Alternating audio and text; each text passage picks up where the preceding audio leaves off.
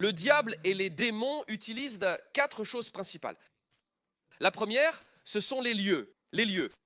Lieux dédiés au diable ou d'activités démoniaques, ou où des actes hideux ont eu lieu, comme un meurtre ou un suicide. Par exemple, il y a ce qu'on appelle des maisons hantées. Ils en font des films, et ce ne sont pas des exagérations.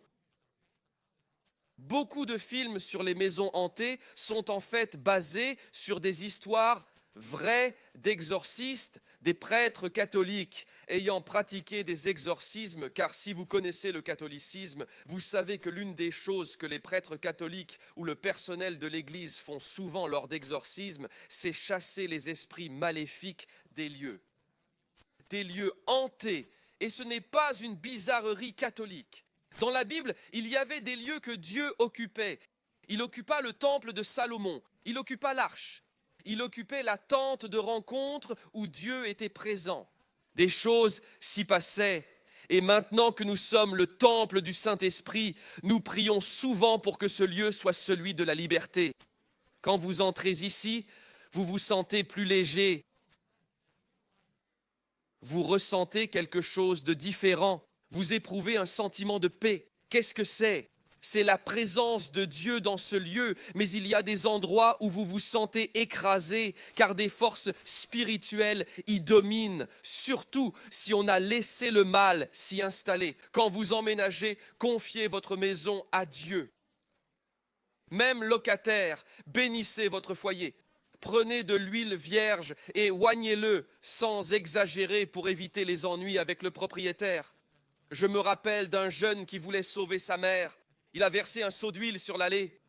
Le pauvre, sa mère est sortie. Elle a glissé et s'est cassé le dos.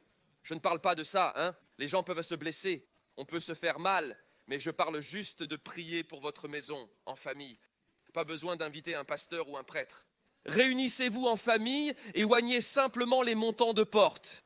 Dites, Seigneur, nous te consacrons cette maison. S'il y a eu des malheurs ici, divorces, meurtres ou décès, on annule tout plan du diable.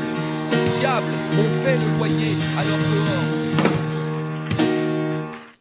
Et si un démon sournois vient la nuit bouger vos chaises, portes et tout, vous dites au diable, je paie l'électricité, les factures, l'hypothèque, alors dehors.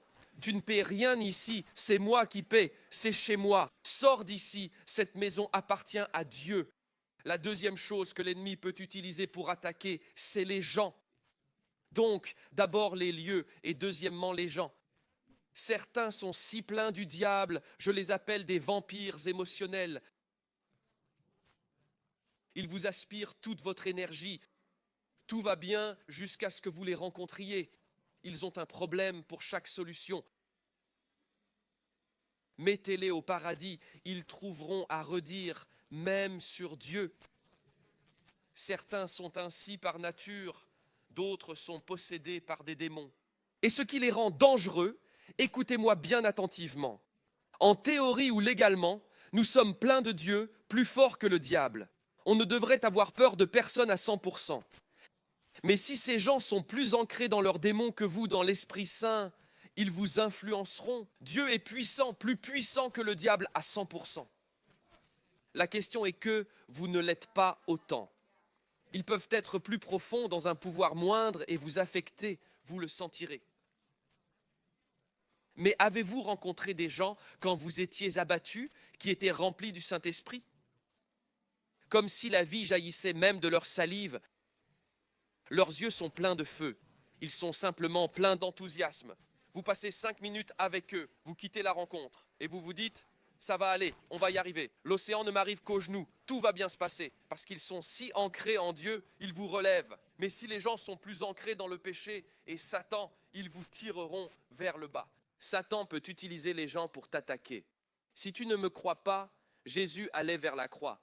Et Satan a utilisé Pierre qui a dit à Jésus « ne va pas à la croix ».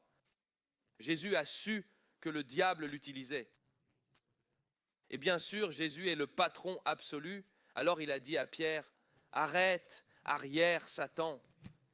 Si tu as ces gens dans ta vie, ne leur dis pas « arrière Satan », ça pourrait mal tourner. Seul Jésus étant le patron absolu, pouvait faire ça. Nous, on doit parfois s'isoler de ces gens, s'en éloigner, laisser le Seigneur s'en occuper et approfondissez votre foi. Troisièmement, l'ennemi peut utiliser des objets à travers lesquels le pouvoir circule. Le monde spirituel peut agir via le monde matériel. Dans la Bible, le bâton de Moïse n'est qu'un bâton de berger. Moïse le lâche, le reprend, et l'Écriture l'appelle ensuite le bâton du Seigneur, la verge de Dieu, plus verge de Moïse, car Dieu l'utilise pour des miracles. Pour certains miracles, Dieu dit à Moïse de prendre le bâton, pas de parler. Il dit, frappe, étends, fais ceci avec le bâton, touche-le, car c'était l'outil de la puissance divine. Vous me suivez ? On voit dans le Nouveau Testament que Jésus portait de longues robes, pas comme nous. Elles traînaient dans les rues sales. Donc leurs vêtements, surtout le bas, ramassaient beaucoup de saleté. Et cette femme souffrait d'un problème physique depuis 12 ans. Elle touche le bas sale de ses vêtements. Et l'Écriture dit que son saignement s'arrête net et Jésus sent une force le quitter. Le pouvoir peut circuler par les vêtements. La Bible dit qu'on prenait des ceintures et linges de Paul pour les poser sur des possédés, chassant démons et guérissant les malades. Cela montre que les objets sont un canal. C'est pourquoi, en tant que chrétiens, on prie avec de l'huile d'onction. L'huile sert aux crêpes, mais à l'église, elle chasse la maladie. Pas de pouvoir dans l'huile, mais elle le transmet. Nos mains aussi peuvent être des objets du pouvoir divin. Pareil pour le démoniaque, charme, poupée, horoscope, attrape-rêve, Ouija. Des trucs que les gens trouvent juste curieux. C'est un vrai problème de notre génération. On est si ouvert d'esprit que nos cerveaux tombent. Ma génération me choque. On est si curieux. On veut tout essayer. Mettez un serpent dans votre voiture et voyez si votre ouverture d'esprit le rendra moins venimeux. J'ai appris ça à mes dépens en Ukraine. J'ai souvent raconté cette histoire, mais pour les nouveaux, c'est une première. J'avais un prof qui m'aidait en maths. J'avais du mal en maths. Cette prof docteur avait un berger allemand pas très amical. Il devait être en laisse car il attaquait les gens. C'était un chien effrayant. Mais je savais qu'il était attaché, qu'il ne pouvait pas m'attaquer et je connaissais la longueur de sa laisse. Alors, en tant qu'enfant, vous savez ce que j'aimais faire.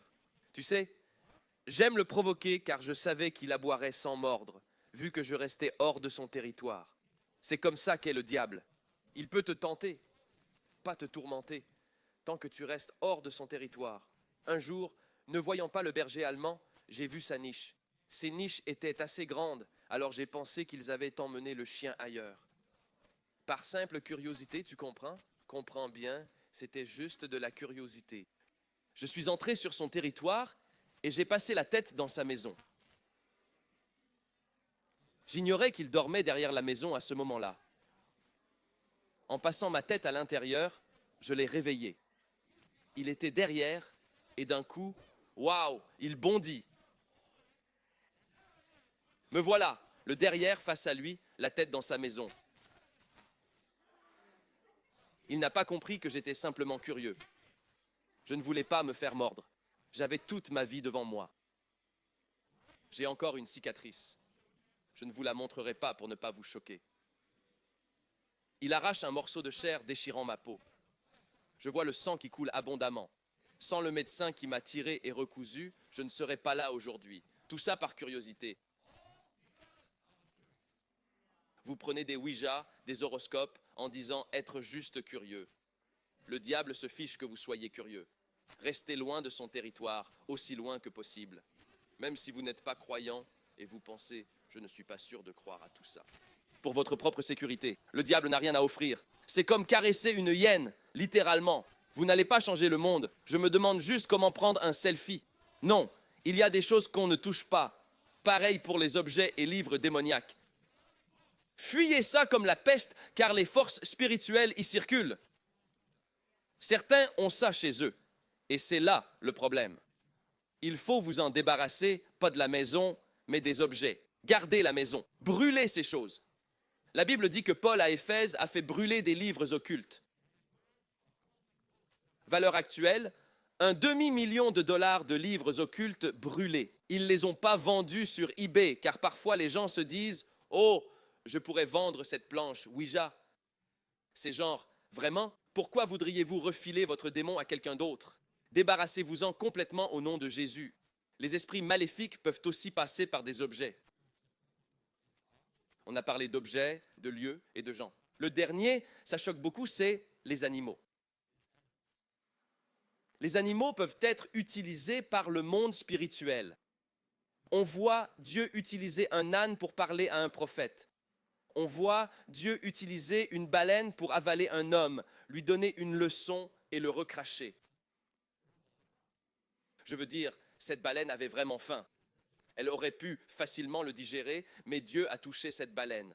On voit aussi des corbeaux qui, si vous les étudiez, vous découvrez que les corbeaux sont si avares qu'ils ne partagent même pas la nourriture avec leurs petits, et ces corbeaux ont été utilisés pour nourrir le prophète avec du steak. Ça, c'est un vrai miracle. On voit l'âne jamais utilisé et on lit ça à la légère, comme si personne ne l'avait monté. Dieu merci, c'était comme une voiture neuve. Non, c'est comme un cheval jamais monté. Faut pas monter ça, surtout un cheval pas dressé, jamais monté. C'est pas un cheval à essayer. Pas devant tout le monde. Jésus sur un âne jamais monté, c'est dangereux. L'âne ne l'a pas jeté grâce au pouvoir divin. Donc, les animaux peuvent recevoir ce pouvoir et le transmettre. Et les démons, alors, les démons peuvent-ils posséder des animaux? Je crois que la plupart des chats sont possédés. Je plaisante. Je vérifiais si vous suiviez. Je voulais voir combien d'amoureux des chats il y a ici. Vous vous rappelez quand Jésus a chassé une légion de démons? Vous savez où sont allés les démons et ce qui est arrivé aux cochons? Ils se sont suicidés. Ils se sont autodétruits. Ils ont fait des choses que les cochons ne feraient jamais normalement. Les animaux ne cherchent pas le danger. Ils ne s'autodétruisent pas. Mais la Bible dit que les cochons ont couru vers la falaise et se sont tués. Ça veut dire que les mauvais esprits peuvent posséder des animaux. Alors, qu'est-ce que ça signifie pour nous? Priez pour vos animaux de compagnie. Sérieusement, oui. Bénissez vos animaux. Il n'y a rien de mal à ça. Je ne dis pas de les mener au salut. Ça, c'est un peu trop. La Bible ne dit pas ça, mais vous pouvez les bénir. Vous pouvez prier pour eux. Vous pouvez les consacrer à Dieu. Dites, ce chien doit garder la maison, pas mordre. Ce chat doit faire ça. Bénissez-le car tout est à Jésus. Amen. Quelqu'un peut dire Amen?